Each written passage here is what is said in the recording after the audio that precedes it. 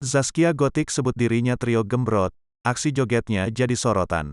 Zaskia Gotik ibunda alias Satara Hansa, menyebut dirinya sebagai anggota trio gembrot. Ternyata Zaskia Gotik joget bareng Edi Bohai dan Ferry sehingga ibu alias Satara Hansam menyebut sebagai trio gembrot. Zaskia Gotik memang cukup sering mengunggah aksi jogetnya di TikTok. Aksi Zaskia Gotik goyang kopi susu di TikTok, istri Sirajuddin Mahmud bikin julukan trio gembrot. Usai melahirkan anak keduanya, alias Satara Hansa, Zaskia Gotik mulai kembali aktif bergoyang di TikTok. Di akun TikToknya @zaskiagotik2704, sang pedangdut mulai kembali membagikan aksinya berjoget.